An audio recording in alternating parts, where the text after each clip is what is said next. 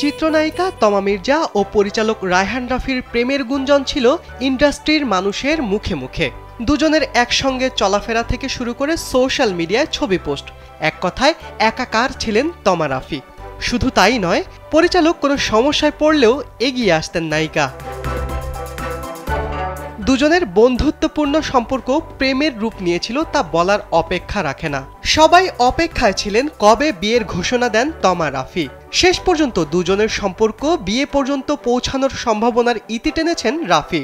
দুজনের সম্পর্ক নিয়ে পরিচালক জানিয়েছেন তাদের বন্ধুত্বের জায়গা আগের মতোই রয়েছে, তবে গুঞ্জন যেটা ছিল সেটি আর নেই। খালাম্মা, আমি আপনার মোবাইলে সেলফিন ইনস্টল করে দিতেছি। আপনার রেমিটেন্সের টাকা আপনি নিজেই জমা করতে পারবেন। সেলফিন, আগামীর ব্যাংকিং। তুফানের নির্মাতার বক্তব্য থেকে নেটিজেনরা আজ করে নিয়েছে তমার সঙ্গে টানাপোড়েন চলছে রাফির। তবে কি ভেঙে গেল তমা রাফির প্রেম? ইন্ডাস্ট্রির অনেকেই বলছেন হয়তো দুজনের মনোমালিন্য হয়েছে। সেখান থেকেই হয়তো অভিমানের সুরে কথাটি বলে থাকতে পারেন রাফি।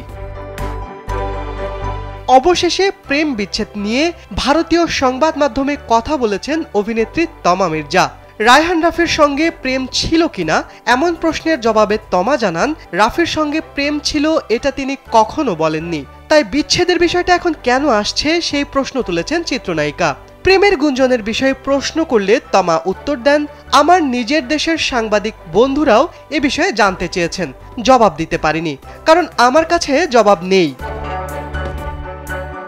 রায়হান রাফির পরিচালিত সিনেমায় আগামীতে তমাকে দেখা যাবে কিনা এ বিষয়ে নায়িকা বলেন, আমি পেশাদার, মাকে হাসপাতালে ভর্তি করে কাজ করেছি, কিন্তু এর থেকেও বেশি মায়ের সঙ্গে ঘটে গেলে তখন আমি কাজ করতে পারবো না।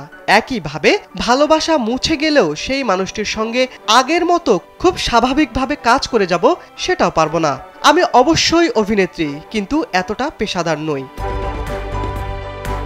রায়হান রাফির পরিচালনায় প্রথমবার তমা মির্জা অভিনয় করেন খাঁচার ভেতর অচিন পাখি ওয়েব ফিল্মে।